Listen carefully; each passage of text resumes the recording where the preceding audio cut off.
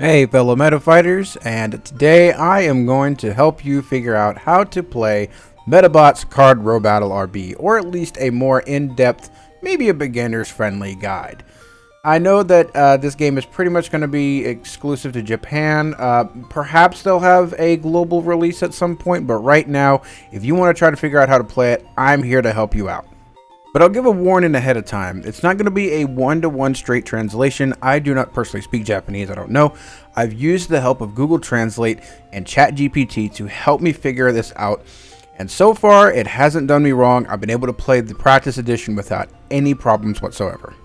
But I will be trying as hard as I can, and we'll go through this video after video, but I feel for today we should focus on the field. I will be going over all the cards, every single icon, everything that they do, to give you a better understanding of how everything works and a more clear way to how to play the game without having to go through the effort of going through all the tutorial videos. But I do have the tutorial videos from the game on my channel, so if you wish to check those out instead of doing this in-depth one, feel free to.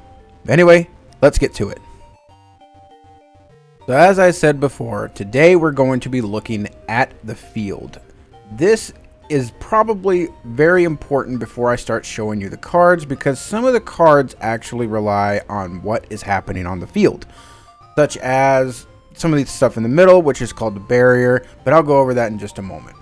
So if you've played trading card games before, you probably already have a gist of some things on the screen. Like the deck, the trash pile, but there are some new things here that haven't been seen before or have been used in other games that I'll reference to here and there. But let's start with the very basics first. So with all trading card games, there's always going to be a place for the deck. And right here, this is the location that you see on the right side of the screen. This is both you and your opponent's side of the deck. In this game, or in Medabots Card Robattle RB, the deck limit size is 35. And then right below the deck is your trash pile. You gotta have that in order to place cards that have been destroyed or used. That is where they go. So we're gonna take a look at the middle of the screen here.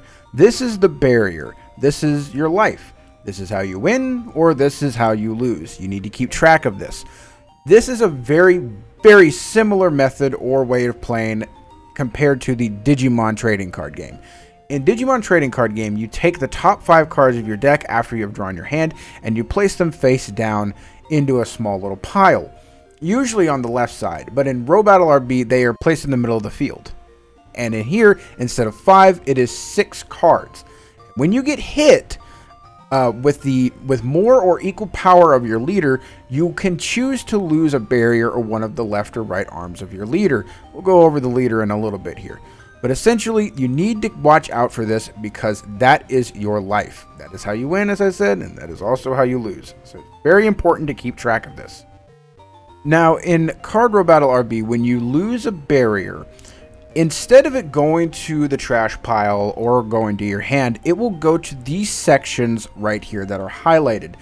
This is where you will place your barrier cards. So if you go down from 6 to 5, the card will be placed face down, or well, on your screen it'll be face up, face down on the opponent's side, but it'll be face up for you, and this essentially acts as an extra hand. You can use these cards when you want to on your turn. And it also says legs on there. Leaders in this game are the ones that have the leg parts, and they're considered cards. These will have their own special effects that you can use whenever you want. You don't have to pay resources or anything, and they'll be placed here if you're on the correct terrain. Support Medabots or any other Medabot other than a leader will not have those cards. But essentially, this area is for your second hand. These will be where cards go just to use on the side. You'll have them permanently. You don't have to discard them unless you're using an effect or anything like that. Then they'll stay there for you to use throughout the rest of the Robattle. So now I'll go ahead and explain how the leaders and arms work. In this game, it's kind of like, I want to say sort of like Commander from Magic, but not completely. The leader is pretty much going to be the main Medabot of your deck. You'll want to kind of focus some cards around it. It's not going to be like Commander where you have to have certain typings with your leader or anything like that. You can make the deck pretty much however you want. You can have a fighting type leader mixed with a defense type deck. It doesn't matter. Either way though, this is where your leader and your leader's arms will go. And you're probably wondering, why do the leaders have arms? What about all Medabots? Can't you kind of customize them however you want? Yes and no. Support Medabots, or any other Medabot that isn't a leader, does not have separate parts. They don't have leg parts. They don't have arm parts that you can attach here or there. Leg or arm parts are considered like separate cards of themselves. You will have the leaders with specific arms that will give you specific abilities and effects, or something like compatibility bonuses if they are attached to the right leader, such as let's say Rokusho. If you equip his left arm, his Pico Pico hammer with him, then you will get an additional tactical stock, which I'll go over here in a minute. But either way, arm parts are essentially extra effects that you can give to your leaders. Left arms will give you effects. Right arms will only give you a power boost or a tactical stock. Keep that in mind. They are also used as part of a defense. So if you get hit hard enough and you're supposed to lose a barrier, you can choose to get rid of one of these arms. And you can have up to, I believe, 2 extra set of arm parts to use. So you can be really tanky. You just need to be a little careful about what you want to get rid of in terms of your barrier or your arms. But leaders don't just sit there and do nothing throughout the rest of the game. Well, some of them might, but a lot of them are able to attack or have effects of their own. So you're not just going to have a commander sitting there or a leader sitting there and just doing nothing, giving effects, and you'll have to wait until a certain time to use it. No, you could attack with them right off the bat. But this is where your opponent or you will be attacking. If you want to win, you have to hit the opponent's leader. That is what the barrier is kind of protecting, is your leader Medabot. Whenever you lose all your barrier and your opponent or you hit the leader for the final hit and they have no arms, the game is over. And if you're wondering what these little yellow spots down here, this is where your spare arm parts are. This is just essentially telling you how many parts you have left of those arms. And I've noticed that you don't have to just have left and right arms. You could have like 4 extra left arms or 4 extra right arms, or you could split it 2 and 2. Doesn't matter. This is just an indicator to show how many spare parts you have for your arms.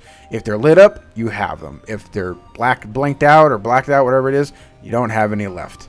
Now, speaking of Medabots, this is where your regular Medabots will go, and in this game they're referred to as support Medabots. Now don't get it confused, there is support type Medabots, and then there are just support Medabots. Support Medabots is pretty much just all Medabots that are not leader Medabots.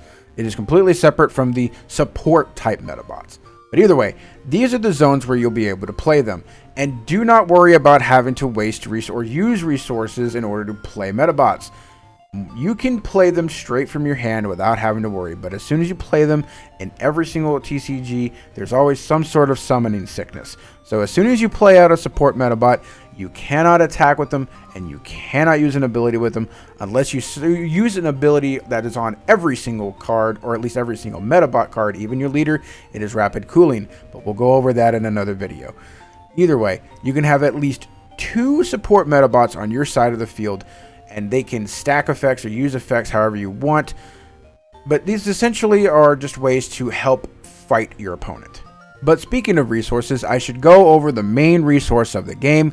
It is energy, and it is located on the left side here of the screen, the 10 out of 10. You always start out the game with 10 energy, and you can only have a max of 16 energy.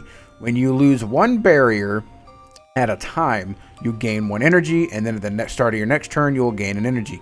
This is essentially Card Robattle RB's way of keeping the game at not a slower pace, but making it to where you're not hitting Yu-Gi-Oh levels of gameplay where you're winning on turn 1. You're only able to do a certain amount of actions at the very beginning of the game, and it'll ramp up actually quite quickly in this game. It could end in like a couple of turns, but it's not going to be I win on turn 1.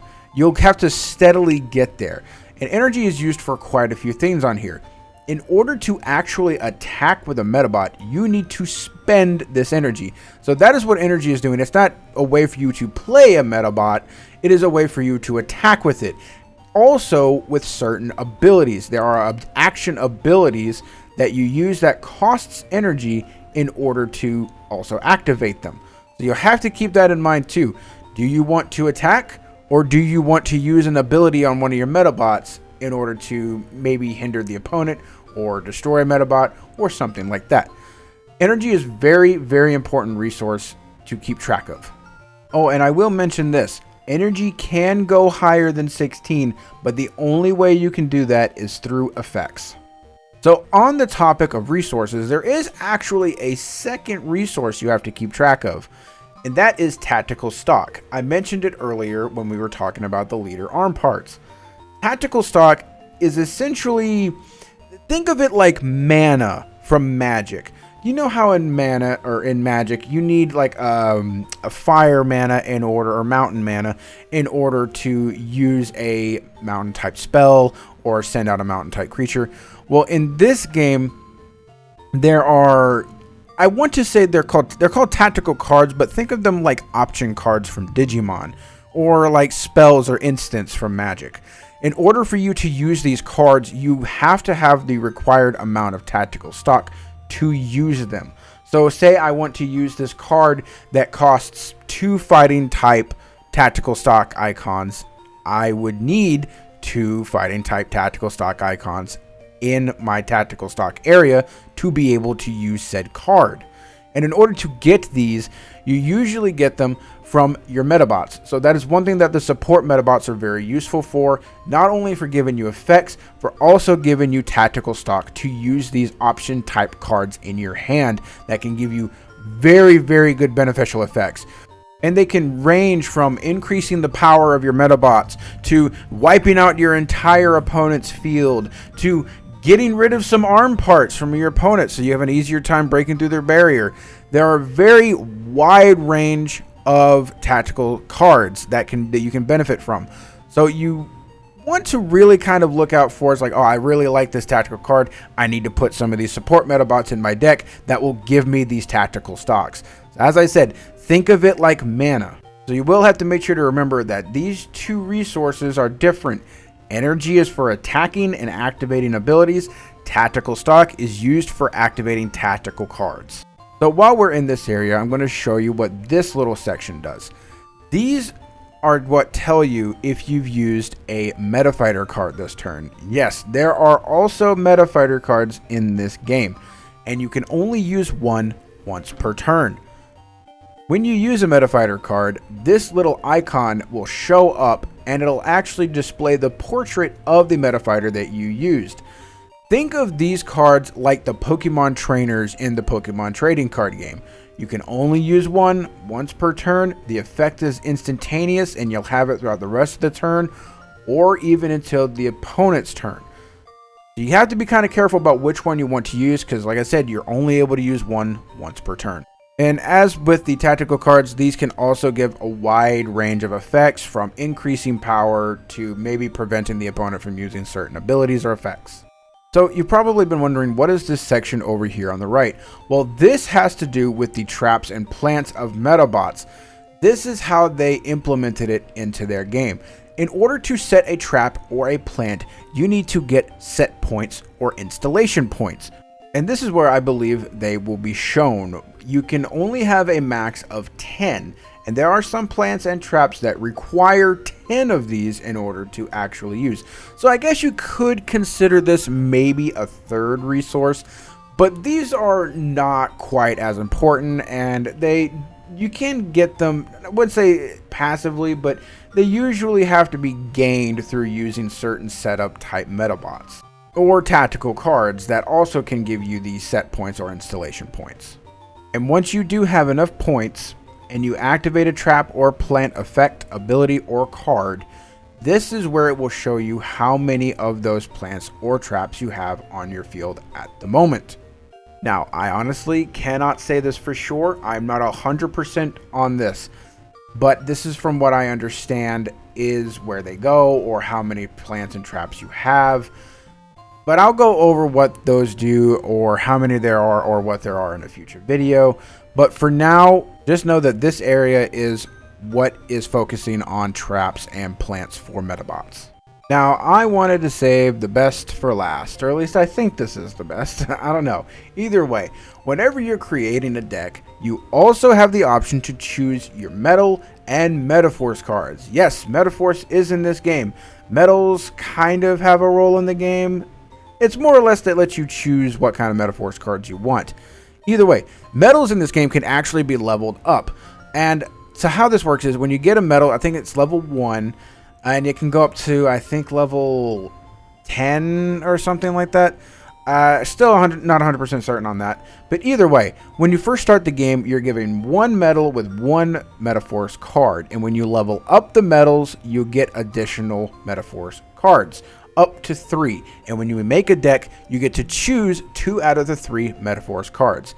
These cards are very, very powerful near end game, or at least mid-game cards that can help you turn the tide of battle. But do not think that you can use these things all the time after you reach them. When you use a Medaforce card, you can only use it once, and then that's it.